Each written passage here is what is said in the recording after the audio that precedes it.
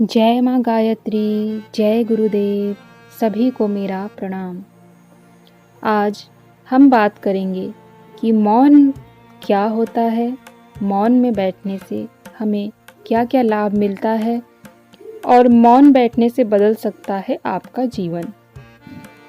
जहाँ तक सभी को पता है कि शांति कुंज में 5 दिनों की मौन साधना कराई जाती थी, जो कि अब मुंशियारी में होता है। आइए जानते हैं कि मौन साधना क्यों होता था, आखिर मौन करने से हमारे जीवन में किस प्रकार से बदलाव होते हैं और मौन के क्या क्या लाभ होते हैं। अगर आप अपनी इच्छा से कुछ समय के लिए बोलना छोड़ दें, मौन धारण कर लें, तो इससे आपको बहुत फायदे हो सकते हैं। मौन के क्या क्या लाभ हैं? मौन की शुरुआत जुबान के चुप होने से होती है। धीरे धीरे जुबान के बाद आपका मन भी चुप हो जाता है। मन में चुप्पी जब गहराएगी तो आंखें, चेहरा और पूरा शरीर चुप और शांत होने लगेगा। तब आप इस संसार को एक नए सिरे से देखना शुरू कर पाएंगे, बिल्कुल उस तरह से जैसे कोई नवजात शिशु संसार को देखता है। जरूरी है कि मौन रहने के दौरान सिर्फ श्वासों का आवागमन को ही महसूस करते हुए उसका आनंद लें। मौन से मन की शक्ति बढ़ती है। शक्तिशाली मन में किसी भी प्रकार का भय, क्रोध, चिंता और व्यग्रता नहीं रहती। मौन का अभ्यास करने से सभी प्रकार के मानसिक विकार समाप्त हो जाते हैं। आइए जानते हैं मौन के 7 महत्वपूर्ण फायदों के बारे में। पहला है संतुष्टि।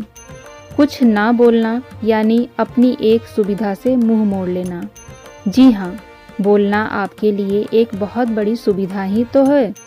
जो आपके मन में चल रहा होता है उसे आप तुरंत बोल देते हैं, लेकिन मौन रहने से चीज़ें बिल्कुल बदल जाती है। मौन अभाव में भी खुश रहना सिखाता है। दूसरा, अभिव्यक्ति। जब आप सिर्फ लिखकर बात कर सकते हैं तो आप सिर्फ वही लिखेंगे जो बहुत ज़रूरी होगा। कई बार आप बहुत बातें करके भी कम कह पाते हैं, लेकिन ऐसे में आप सिर्फ कहते हो, बात नहीं करते। इस तरह से आप अपने आप को अच्छी तरह से व्यक्त कर सकते हैं। तीसरा, प्रशंसा। हमारे बोल पाने की वजह से हमारा जीवन आसान हो जाता है, लेकिन जब आप मौन धारण करेंगे तब आपको यह एहसास होगा कि आप दूसरों पर कितना निर्भर हैं। मौन रहने से आप दूसरों को ध्यान से सुनते हैं। अपने परिवार, अपने दोस्तों को ध्यान से सुनना उनकी प्रशंसा करना ही है। चौथा, ध्यान देना। जब आप बोल पाते हैं तो आपका फ़ोन आपका ध्यान भटकाने का काम करता है। मौन आपको ध्यान भटकाने वाली चीज़ों से दूर करता है। इससे किसी एक चीज़ या बात पर ध्यान लगाना आसान हो जाता है। पांचवा, विचार। शोर से विचारों का आकार बिगड़ सकता है। बाहर के शोर के लिए तो शायद हम कुछ नहीं कर सकते, लेकिन अपने द्वारा उत्पन्न शोर को मौन जरूर कर सकते हैं। मौन विचारों को आकार देने में हमारी मदद करता है। हर रोज़ अपने विचारों को बेहतर आकार देने के लिए मौन रहें। छठा, प्रकृति। जब आप हर मौसम में मौन धारण करना शुरू कर देंगे तो आप जान पाएंगे कि बसंत में चलने वाली हवा और सर्दियों में चलने वाली हवा की आवाज़ भी अलग अलग होती है। मौन हमें प्रकृति के करीब लाता है। मौन होकर बाहर टहलें, आप पाएंगे कि प्रकृति के पास आपको देने के लिए काफ़ी कुछ है। सातवां, शरीर। मौन आपको आपके शरीर पर ध्यान देना सिखाता है। अपनी आंखें बंद करें और अपने आप से पूछें, मुझे अपने हाथ में क्या महसूस हो रहा है। अपने शरीर को महसूस करने से आपका अशांत मन भी शांत हो जाता है। शांत मन स्वास्थ्य के लिए बहुत अच्छा होता है। इसलिए सभी को मौन अवश्य रहना चाहिए। पूरे दिन नहीं तो दिन के कुछ घंटे मौन के लिए अवश्य निकालना चाहिए।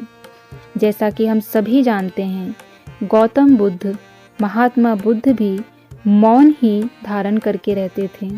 और उनके चित्त हमेशा ही शांत दिखाई पड़ते हैं।